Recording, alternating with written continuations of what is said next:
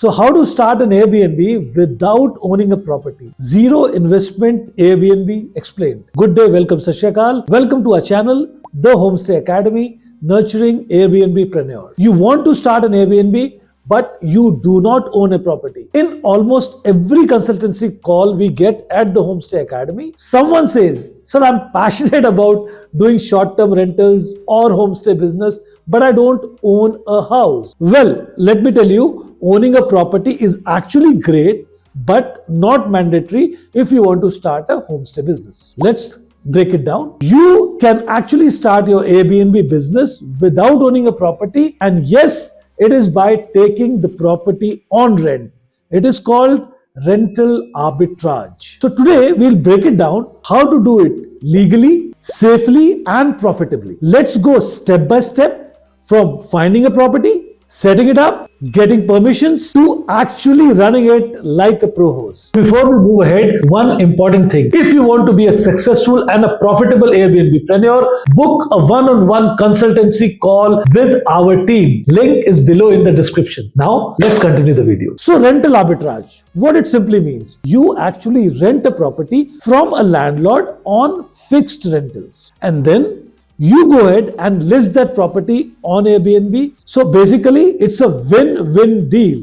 So take an example of our Udaipur host. He started with his own villa, got an understanding, created SOPs, systems, because it was his own villa. And we always tell people, so the first project should actually be closer to you, some property which you actually own. Sometimes people say, I don't own a property in Goa or not in a tourist spot. Idea is, the first property is your MBA. You actually learn a lot, create SOPs, create systems. So the first property in Udaipur, of course, their own property, they didn't have to pay rental. That was a major advantage because you see the OPEX suddenly reduced. After doing an MBA, after understanding, getting a hang of the systems on their first property, the second property, our host, actually rented it out from their friend. The friend is living in US, beautiful house, but it was closed. So in that case, if your friend takes up your property and gives you a decent rent, and you are secured that this property is with my friend, I'll get a decent rent. Now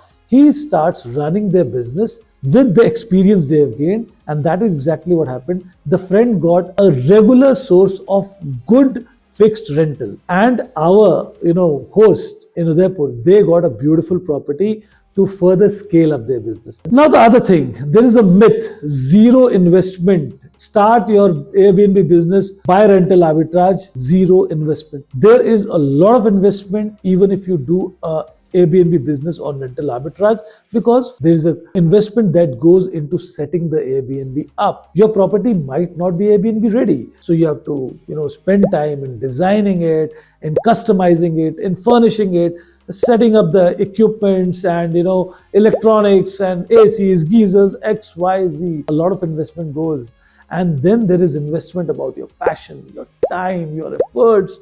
All this put together, you finally set up a good Airbnb. So now you are ready for taking up your business, scaling up your business, or probably you're a first timer, you don't even own one single property, and now you want to start with a rental arbitrage system. I always say people, the first start should always be your own property, or you can partner with someone as co-host who have their own property and start creating your own systems. Because see, what we say, business karna hai, so you have to get your hands dirty. So understand the concept. Work with someone who's already doing it. Even you might have to work free of cost. Intern with them, provide them their services, co-hosting, or you can say property management, X, Y, and Z. You do your MBA without paying that fixed OPEX, that is the rental. So what happens is, in these, when you start dirtying your hands, when you start dealing with the actual customers, actually hosting people, you learn a lot of things. You create your own recipes. You create your own systems. Kahan paise bachane hain, where to save money,